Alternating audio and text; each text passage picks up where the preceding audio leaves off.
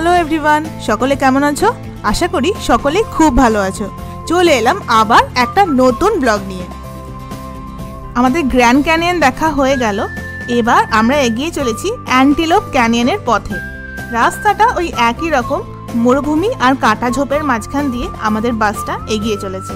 ভীষণ গরম, একই কথা বাসের ড্রাইভার আর কন্ডাক্টর বারবার বলছেন আমাদের যে বারবার করে জল খেতে, আর ওনারা অগুন্তি জলের বোতল সবাইকে সাপ্লাই করে যাচ্ছেন আর খালি বলছেন নিজেদেরকে হাইড্রেটেড রাখো, কারণ বাইরে কিন্তু অসম্ভব গরম। আরেকটা কথা বলে দিই, এই অ্যান্টিলোপ ক্যানিয়নটায় যাওয়ার জন্য কিছু স্পেসিফিকেশনস আছে আর কিছু লিমিটেশনসও আছে।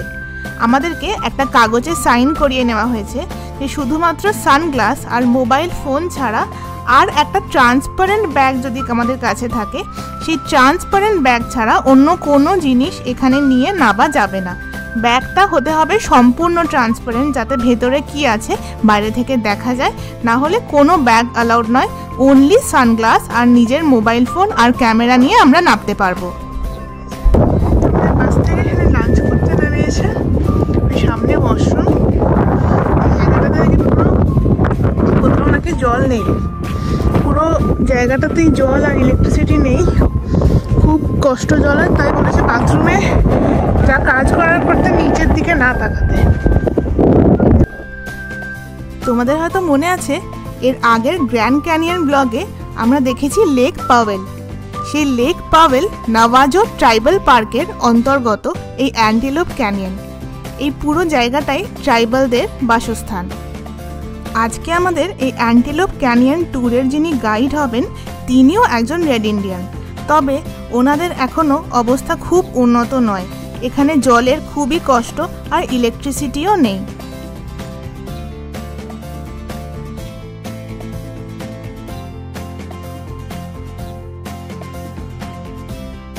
এখানে একটা রিসেপশন মতো বানানো রয়েছে, সেইখানটায় ভেতরে আসলাম, কারণ আমরা এখন লাঞ্চ করব না।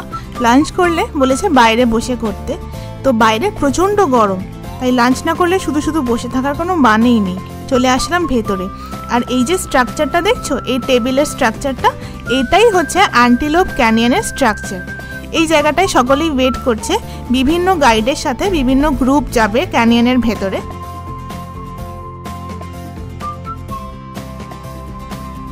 এখানে একজন লোকাল ট্রাইবালের মূর্তি করা, হয়তো কোনো গণ্যমান্য ব্যক্তি হবেন।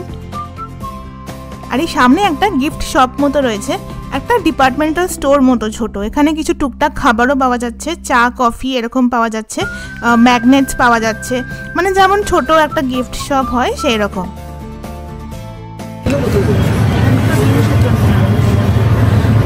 দেখো আমরা এখানে লাঞ্চের জন্য না এই দুটো ডিম সেদ্ধ নিয়ে নিচ্ছি, খিদে পেয়ে যাবে একটু পরে। আর এরা যে লাঞ্চ দিয়েছে ওরকম কাঁচা কাঁচা চিকেন তো আমরা খেতে পারি না, তাই আমরা চোবানি আর ডিম সেদ্ধ নিয়ে নিচ্ছি, ওইটা খাবো আমরা।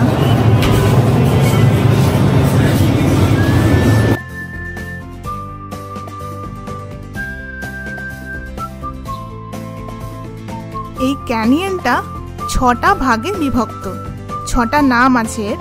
তার মধ্যে সব থেকে রিনাউন্ড যে দুটো নাম, সেটা হলো আপার অ্যান্টিলোপ ক্যানিয়ন আর লোয়ার অ্যান্টিলোপ ক্যানিয়ন।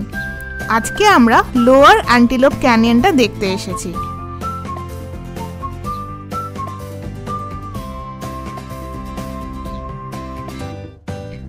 এই দেখো এই বলসগুলোতেও ক্যানিয়নের ওই শেপটা করা, ওই স্ট্রাকচারটা, ওই ঢেউ খেলানো একটা অদ্ভুত সুন্দর স্ট্রাকচার। এই ক্যানিয়ন কি করে তৈরি হয়েছিল জানো? এই অ্যান্টিলোপ ক্যানিয়ন তৈরি হয়েছিল ফ্ল্যাশ ফ্লাডিংয়ের জন্য। এই আশেপাশে পুরো এরিয়াটাই স্যান্ডস্টোনে ভরা। এবার বিভিন্ন সময় এই স্যান্ডস্টোনের ওপরে ফ্ল্যাশ ফ্লাডিং হয়ে ইরোশন হয়ে এই অদ্ভুত একটা ঢেউয়ের মতো স্ট্রাকচার তৈরি হয়। আর একটা রঙের অদ্ভুত মিশ্রণ এখানে দেখা যায়, অরেঞ্জ, ইয়েলো, মাঝে মাঝে একটু পিঙ্কিশ, আর যখন রোদ পড়ে রঙটা অল্প চেঞ্জ হয়।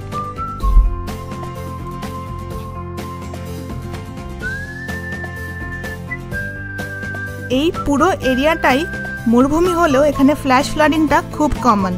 আর 2010 সালে এবং 1997-এ দুবার খুব বাজে রকমের ফ্ল্যাশ ফ্লাডিং হয়, যখন এই ক্যানিয়নের ভেতরে টুরিস্ট ছিল।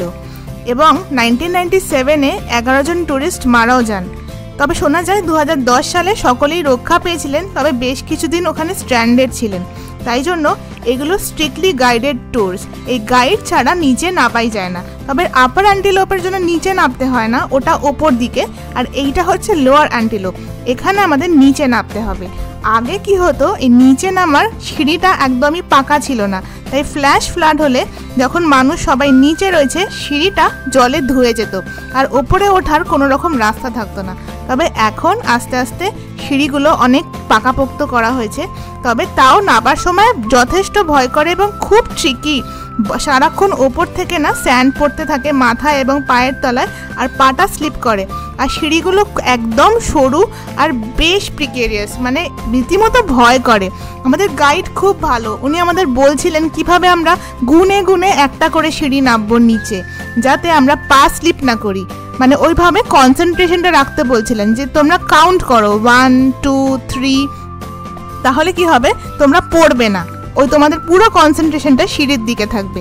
মানে এই ট্যুরটা একটু ট্রিকি ছিল আর একটু কষ্টকর, মানে সিঁড়িগুলো নেমে ভেতরে অনেকটা জায়গা, প্রচণ্ড গরম, এটা পুরো মরুভূমির একদম মাঝখানে, বাট এত অসাধারণ, মানে এটা একটা experience of a lifetime. আর এই দেখো সামনে রেড ইন্ডিয়ানের পারফরমেন্স চলছে।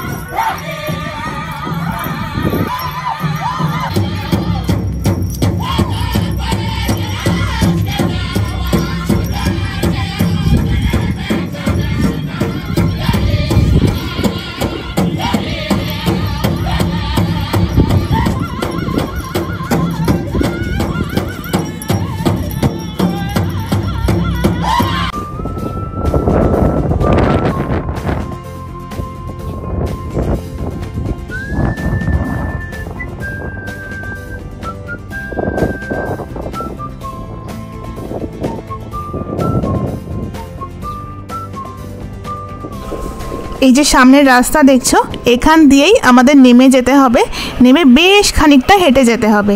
আর এই যে জিপগুলো, এগুলো করেও যাওয়া যায় একদম মরুভূমির মাঝখানটাতে, তবে আমরা এভাবে যাব না, আমরা হেঁটে যাব। তো আমরা ওয়েট করছি, আমাদের বিভিন্ন গ্রুপ আসবে, সেই গ্রুপের সাথে নির্দিষ্ট গাইড আসবে, সেই গাইডের সাথে আমরা যাব।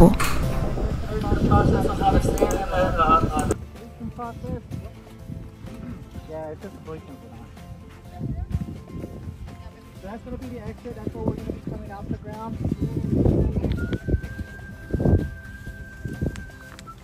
So we do share the canyon with Ken's Tours as well too. If you guys saw the Muriel that was inside the building of the older woman, while we're getting to the gift shop, her name is Sally Young. She's the one that granted you guys permission to visit the canyon. ক্যানিয়নে ঢোকার জন্য আরও বেশ খানিকটা এগিয়ে গিয়ে তারপর আমাদের নিচে নামতে হবে। আর এই যে বাঁদিকে দেখলে বেশ খানিকটা ভিড়, ওইটা হচ্ছে ওপরে উঠে আসার জায়গাটা। আমরা ওই বেশ খানিকটা দূরে আরও নিচে নামবো, তারপর নিচটা পুরো ঘুরে এই বাঁদিকের যে আউটলেট আছে ওইখান দিয়ে ওপরে আসবো।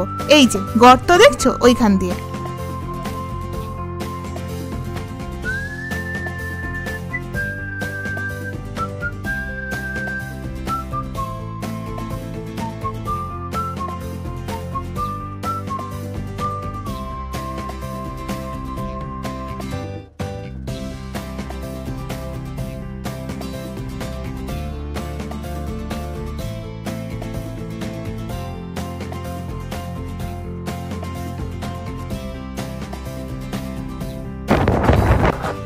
দেখছো এখানে কি লিখেছে, no trespassing, federal laws and tribal lodge.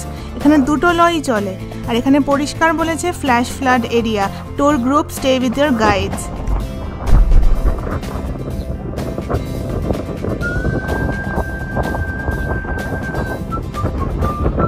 পরিমাণ বালি উঠছে দেখো। হাওয়া দিচ্ছে খুব, সেটা ঠিক কথা, কিন্তু খুব ড্রাই, মানে ঠোঁট হাত পা পুরো ফেটে যাচ্ছে এরকম মনে হচ্ছে, গরম হাওয়া দিচ্ছে।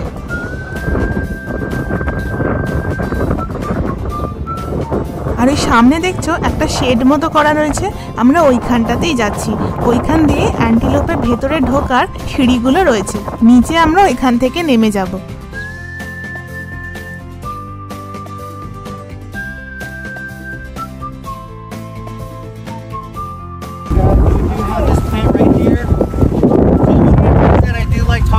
Is basically these plants. A lot of people are usually curious on what plants you find out here because it is a desert.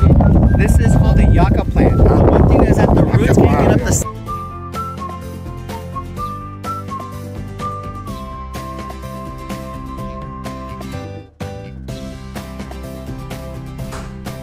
এই যে আমরা দাঁড়িয়ে রয়েছি, এই জায়গাটা দেখে মনে হচ্ছে না খুব নরম বালির মতো, কিন্তু অ্যাকচুয়ালি এখানটা একদম শক্ত স্যান্ডস্টোন। এইটা পুরো হার্ড, মানে পা ঘষলেও কোনো রকম স্ট্রাকচারে চেঞ্জ হবে না। আগে তো পুরো প্লেন এরকম পাথর ছিল, সমস্ত ফ্ল্যাশ ফ্লাড হয়ে হয়ে এই যে একটা উঁচু নিচু এবড়ো খেবড়ো স্ট্রাকচার, এই জিনিসটা তৈরি হয়েছে। আর এই সামনে যে দুদিক দিয়ে রেলিং দেওয়া, ওই আস্তে আস্তে ওই সিঁড়ি দিয়ে দেখছো লোকে নামছে, এইখান দিয়ে আমরা নিচে নেমে যাব। এই সিঁড়িগুলো বিভিন্ন রকম বিভিন্ন জায়গাতে, কোনো কোনো জায়গায় যথেষ্ট চওড়া সুন্দর, এই সামনের সিঁড়িগুলো যেরকম বেশ ভালো, তারপরেই শুরু হয় সরু, আর গ্যাপটা অনেকটা বেড়ে যায়, দুটো সিঁড়ির মধ্যে অনেক গ্যাপ, আর একদম সরু স্লিপারি, অনেক জায়গায় জাস্ট একদিকে ধরার জায়গা রয়েছে, কিন্তু মানে কারোর যদি নিচে তাকিয়ে মাথা ঘুরে যায়, অনেকের ভার্টিগো থাকে, তাহলে বেশ মুশকিল। আমরা চলে এসেছি অ্যান্টিলোপের ভেতরে। এখানে কিন্তু ফটো তোলা অ্যালাউড হলো, ভিডিও তোলা স্ট্রিক্টলি বারণ। গভর্নমেন্ট থেকে প্রহিবিটেড আছে যে এখানে কেউ ভিডিও তুলতে পারবে না। আমরা যেটুকু তুলেছি একদম লুকিয়ে লুকিয়ে তুলেছি, তাই জন্য আর বেশি কথা বলবো না, তোমরা এই বিউটিটা এবার আমাদের সাথে এনজয় করো।